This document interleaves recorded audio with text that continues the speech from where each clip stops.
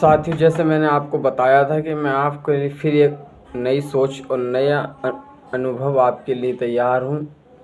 साथियों, अगर हमें आगे बढ़ना होगा तो हमें एक लक्ष्य ज़रूर बनाना पड़ेगा। उस लक्ष्य पे हमें कार्य करना होगा जो हमारे जीवन में परिवर्तन करना बहुत ज़रूरी है। और हमारे जीवन को समस्त हम एक प्रक्रिया पे काम करेंगे। साथियों, जब हम एक लक्ष्य चुनेंगे, उस लक्ष्य पे काम करेंगे और हमारा एक लक्ष्य होना चाहिए, क्योंकि जीवन में जीने की एक प्रेरणा यही है कि हमारे एक लक्ष्य होना बहुत ज़रूरी है। स्वामी विवेकानंद ने एक बात कही है स्वामी विवेकानंद जी ने एक बात कही है कि उठो, जागो और संघर्ष करो, और जब तक करो तब तक आपको कामयाबी नहीं मिल जाए। तो आपको यह कार्य करना बहुत ज़रूरी है। मैं आने वाली नई युवा पीढ़ी से कहता हूँ कि आप ज़्यादा से ज़्यादा मेहनत करिए। आप 24 घंटे होते हैं, 24 घंटे आप 6 घंटे की आप नींद लीजिए, 18 घंटे में आप मेहनत करिए, जिसमें किताबें बुक पढ़ना बहुत महत्वपूर्ण ज़रूरी है।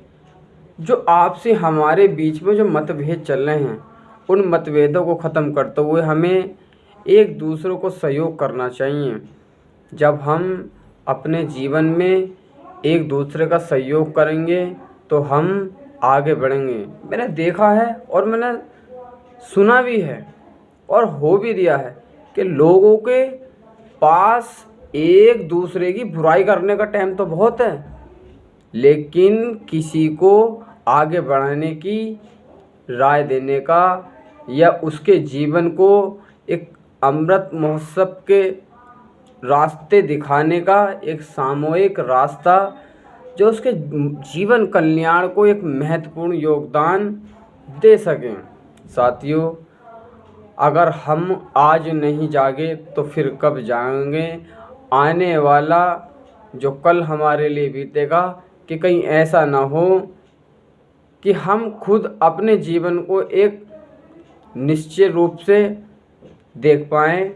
साथियों, हमें अपना जीवन बहुत अच्छे तरीके से जीना चाहिए। हमारी ज़िंदगी बहुत अनमोल है और हमें भगवान ने ये अगर इतना सब कुछ दिया है कि हम चल सकते हैं, बोल सकते हैं, देख सकते हैं, लोगों को समझा सकते हैं, तो हमें अपना भी एक लक्ष्य बनाना चाहिए। साथियों, अगर हम अपने जीवन में परिवर्तन करेंगे तो हमारे जीवन में परिवर्तन करना होगा। जब हम अपने जीवन में परिवर्तन कर लेंगे तो हमारे साथ साथ आने वाली जो कल की युवा पीढ़ी है वो भी प्रभावित हुए हैं और मैं भी प्रभावित हुआ हूँ। साथियों, आइए सब एक साथ मिल कर के ये आपसी मतभेद को ख़त्म करके अपने जीवन का जीने का एक लक्ष्य बनाइए और उस लक्ष्य पर काम करिए।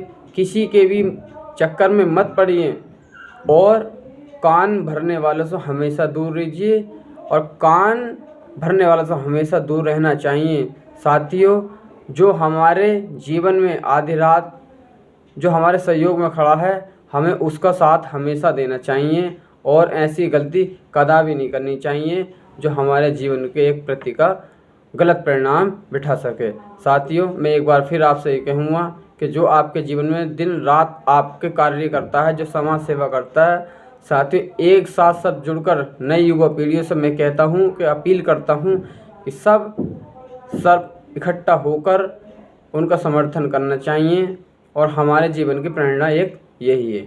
मैं फिर एक बार आपसे कहता हूँ कि आपको जागना ही होगा।